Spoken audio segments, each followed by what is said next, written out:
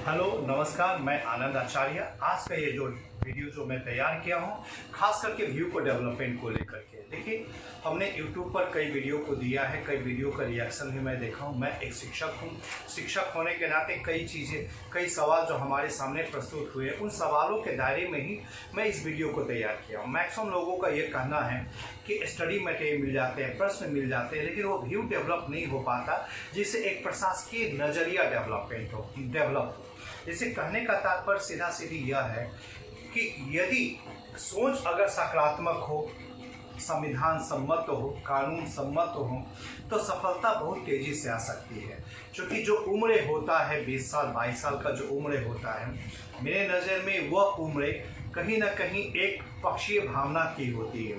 परिवार से निकल के समाज के दायरे में आते, समाज में भी कई प्रकार के लोग हैं, कई संविधान समझते हुए भी संविधान को समझ नहीं पा रहे हैं। कई से आप इन्फ्लुएंस होते हैं जिसमें धार्मिक भावना भी आती है। साथ ही साथ एक व्यक्ति जिसकी पर्सनालिटी आपकी काफ़ी बेहतर होती है, उनके व्यक्तित्व से भी प्रभावित होते हैं।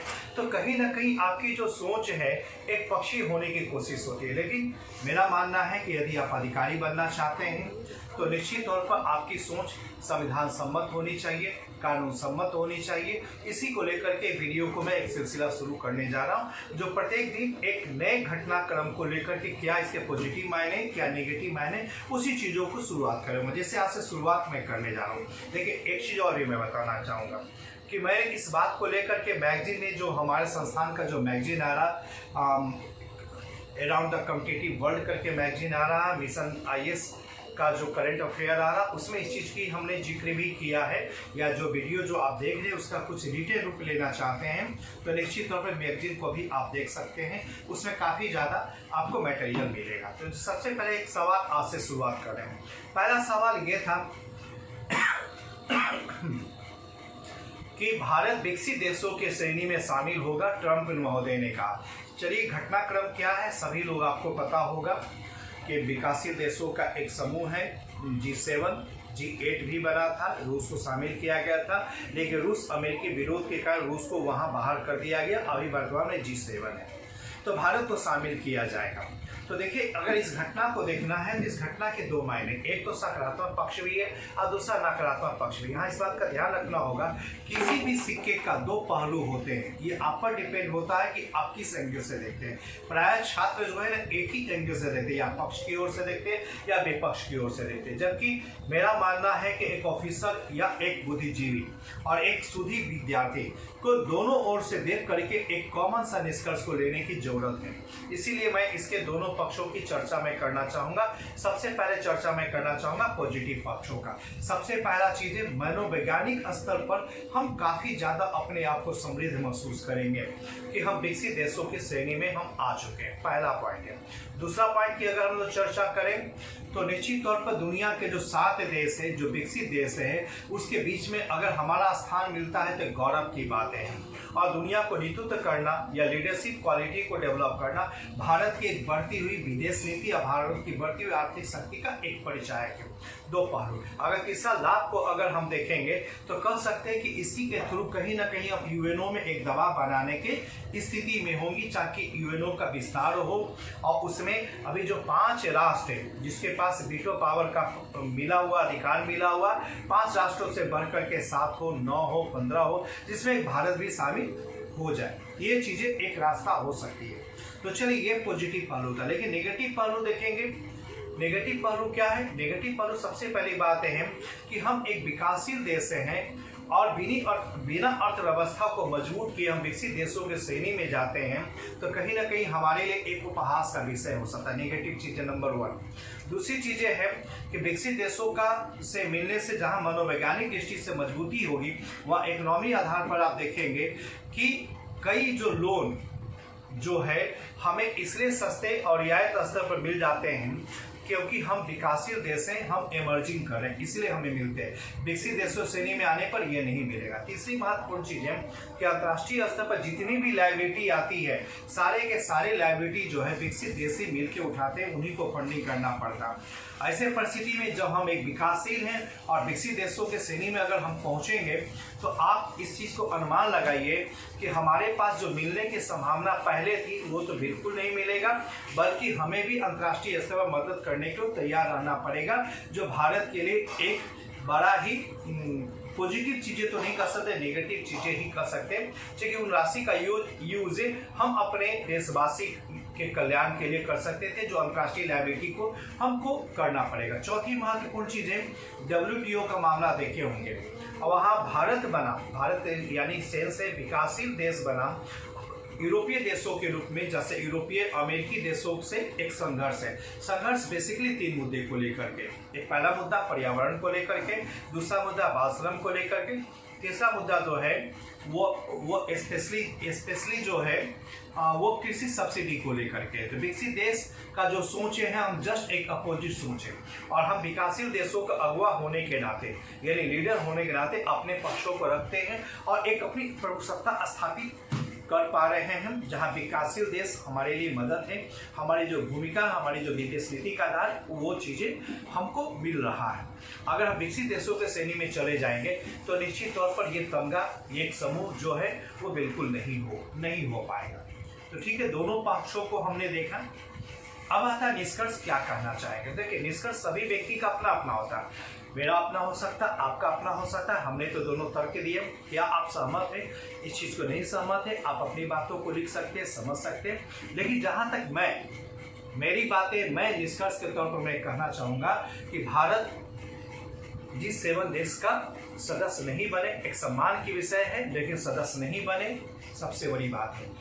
इससे बड़ा चीज़ें को आप देखेंगे कि G7 एक जमाने में 90 के दशक, खास 80 या 90 के दशक में विश्व प्रभुत्व के लिए जाना जाता था, लेकिन खास करके 21वीं सदी के दूसरा दशक जो अभी चल रहा है, जो समाप्ति की स्थिति पर भी होगी, इसमें देखेंगे G7+5 देशों का एक समूह था, जो अंतर्राष्ट्रीय स्तर पर एक अच्छा खासा एक दबाव बनाने की परिस्थिति में है। ये 5 कौन कौन था?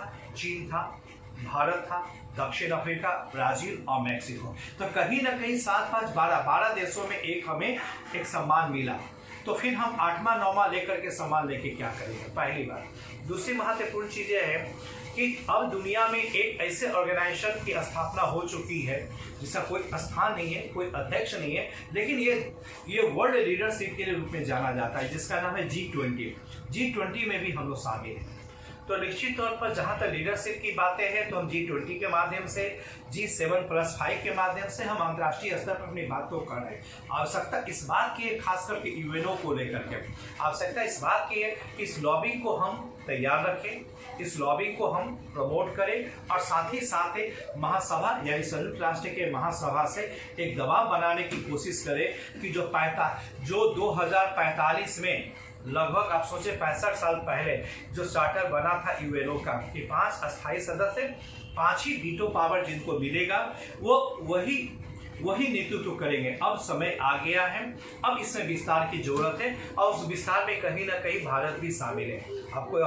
आपको इसमें अब अपडेट मैं कर दूं कि इसमें 4 देशों ने एक ग्रुप बनाया था, तो उस ग्रुप से एक दबाव बनाने की कोशिश की। ये 4 है, एशिया से जापान, दूसरा भारत, यूरोप से जर्मनी और दक्षिण अमेरिका से ब्राजील। ये 4 देशों का समूह था जो एक अपने अक्षों से एक लॉबिंग करने का प्रयास किया। अगर ये लॉबिंग में सफलता हुई तो निश्चित तौर पर भारत के लिए एक बड़ा ही सम्मानजनक स्थिति होगी। एक बात। दूसरी महत्वपूर्ण चीजें यहाँ इस बात की भी है कि हम विकासशील देश के एक लीडरशिप क्वालिटी के रूप में हम मानते हैं कि हम लीडर हैं। तो विकासशील देशों पर इस बात को दबाव बनाया जाए कि यूएनओ में जो पर्याप्त सुधार होने चाहिए, अगर ये सुधार है तो ये सुधार में उनकी एक आवाज़ बन सकता है भारत।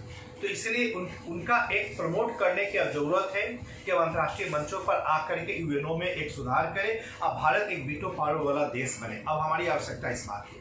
एक पहलू जो अपडेट की अपेक्षा है, यहाँ ध्यान रखना होगा कि यूएनओ में तभी सुधार हो पाएगा जो सुरक्षा परिषद में, ध्यान रखेंगे, 15 सदस्य यानी 5+10, 15 सदस्यों में से 8, शर्त नंबर 1 है, कंडीशन नंबर 1, अब कंडीशन नंबर 2, 8 देश शामिल होना चाहिए, 8 देश का समर्थन मिलना चाहिए। ये 8 देशों में 5 जो देश है जिनको वीटो पावर है वो विरोध न करे, ये एक तो चलेगा, पक्ष में आएंगे तो अच्छी बात है। दूसरी चीजें, अगर ये प्रस्ताव पारित हो गया तो ये महासभा में जाएगा और महासभा में 2/3 सदस्य यानी 193 देशों में से 2/3 सदस्य अगर इसमें एक प्रस्ताव पारित करते हैं तो निश्चित तौर पर भारत एक अस्थायी सदस्य के रूप में शामिल हो जाएगा। लेकिन यहाँ सबसे बड़ा चीज है कि कांटा कहाँ है, कहाँ पर रोड़ा है, कहाँ पर अवरोध है। अगर इस चीज को जानना चाहते हैं तो देखिए यही 5 देश हैं। यानी सुरक्षा परिषद में कोई भी प्रस्ताव पारित होगा, सुरक्षा परिषद के बाद ही महासभा में जाता है। तो सुरक्षा परिषद में जो 5 सदस्य जो वीटो पावर है वो महत्वपूर्ण है। तो यहाँ देख सकते हैं कि यूके, रूस, रसिया और फ्रांस, इन 3 देशों ने कहा है भारत को कि हम बिल्कुल मदद करेंगे, हम बिल्कुल मदद करेंगे। तो एक तो 3 का समर्थन मिल गया, 3 का वोट ही मिल गया। अब रहा मामला, पेज फंस रहा कहाँ, यूएसए में और प्लस चाइना में। तो यहाँ ध्यान रखना है यूएसए में जो पिछली बार तक हमने दबाव बनाया था 2010-11 के आसपास का मामला है। यूएसए ने कहा कि मैं वीटो पावर नहीं लगाऊंगा लेकिन मैं समर्थन नहीं करूंगा। तो यहाँ लाइन को समझिएगा, वीटो पावर नहीं लगाए यानी एक तरह से कर सकते, हमें एक वोट तो नहीं मिला लेकिन एक प्रस्ताव पारित है। मामला ले दे करके हो रहा चीन का। अब चीन हमारे लिए बहुत टेढ़ी कीड़ है, चूंकि चीन एक पड़ोसी है, चीन एक प्रभुत्व वाला है और पाकिस्तान भी चीन की ओर इसीलिए जाता है क्योंकि कोई भी प्रस्ताव अगर यूएनओ में लाया जाता है तो वीटो पावर के माध्यम, वीटो पावर का जो प्रयोग किया जा सके वो चीन के माध्यम से, रूस के माध्यम से कर सकेगा। जो अब तक भारत को जो रूस सपोर्ट करता रहा था, तो इसीलिए चीन इसको चाहेगा नहीं। तो चीन को अगर दबाव बनाना है तो निश्चित तौर पर अमेरिका को तैयार करना होगा और अमेरिका का तैयार होने से हमें 2 फायदे मिलेंगे। एक तो चीन को दबाव में ला सकता है तो चीन वीटो का यूज नहीं करेगा, एक पहलू यह है। अगर चीन वीटो का यूज नहीं करे तो प्रस्ताव तो हम लोग 8 इसमें ले ही सकते, एक पहलू। दूसरा चीज है कि अगर अमेरिका समर्थन करता है और दुनिया पे एक अच्छा खासा लॉबिंग अमेरिका का है तो निश्चित रूप से अमेरिका समर्थन अगर करता है तो चीन तो नियंत्रण में होगा ही होगा। इसके अलावा 2/3 सदस्यों का समर्थन ले पाने की स्थिति में भी हम लोग कहीं ना कहीं होंगे। इससे जरूरी है हमारा यूएनओ का विदेश नीति पर सबसे बड़ा आधार यही है कि अमेरिका हमें खुल के समर्थन करे। अगर अमेरिका समर्थन करता है तो हम यूएनओ का स्थायी सदस्य बन सकते हैं। और यहाँ एक चीज को ध्यान रखना पड़ेगा, समर्थन कभी भावना से नहीं होती, यह तर्क से होता और दबावों से होता। और ये दबाव किस रूप में है, आपके इकोनॉमी के रूप में है, अंतर्राष्ट्रीय जो बदलती परिस्थिति हो उस रूप में है। अगर इसमें हम कामयाब होते हैं तो निश्चित तौर पर हमारा जो देश जो है, जो एक 47 से एक संघर्ष करते हुए आगे बढ़े, विश्व को पुनः एक नई दिशा देने की स्थिति में हम होंगे। और सच्ची जीत भारत की विदेश नीति का आधार उसी रूप में माना जा सकता है कि हमने एक सही रूप में प्रयास किया और उस प्रयासों में सफलता मिली। आज इतना ही, इस वीडियो को मैं यहीं पर समाप्त करना चाहूँगा। नेक्स्ट वीडियो के लिए वेट करें, तब तक के लिए धन्यवाद।